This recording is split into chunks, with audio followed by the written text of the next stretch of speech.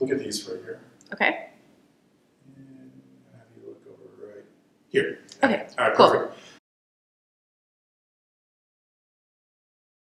So why don't you tell us a bit about yourself, give your name, where you're from, Sweet. and how you got from wherever it was you were from all the way here in Atlanta as an Emory grad student. Yeah, good.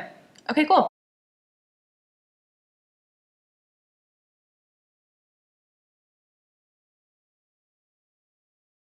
My name is Kaylyn Sanbower, and I originally grew up in Pennsylvania for the majority of my childhood, and then went off to New Jersey. I went to Seton Hall University for undergrad.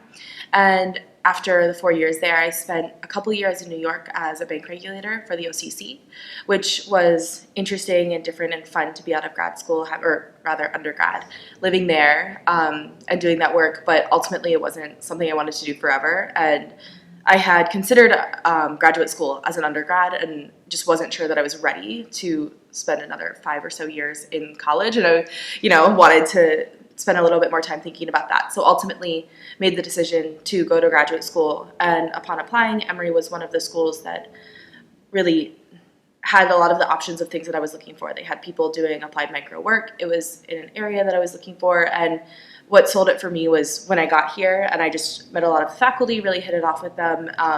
And it's been a success so far. So fingers crossed until I actually get to the dissertation phase. But so far things are going well.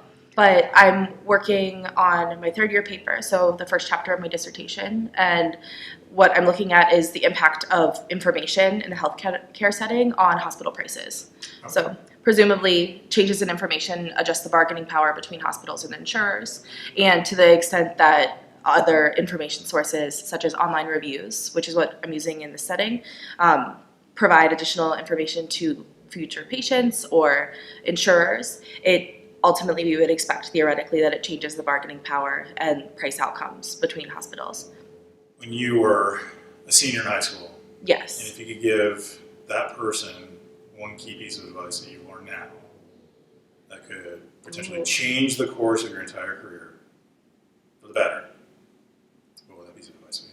Take more math. Just take more math? Just take more math. Maybe always take more math. I did a business school as undergrad, so any additional math that I was nudged to get by one of my advisors who helped me in the recommendation process for graduate school was like, go take more math classes. And that's, I think, one of the things I didn't realize is like those hard skills. Like I was fortunate to be in a place in a business school where they put a lot of emphasis on like networking and other soft skills about like interaction and group projects and all of these things that make you a better, like well-rounded employee. But in terms of like coding or math skills, that I've had to do a lot more legwork on my own. And at this point, I would guess that that's going to be incredibly useful. And the other things are maybe a little easier to pick up in other capacities. But yeah, more math, more coding. Get out your computer.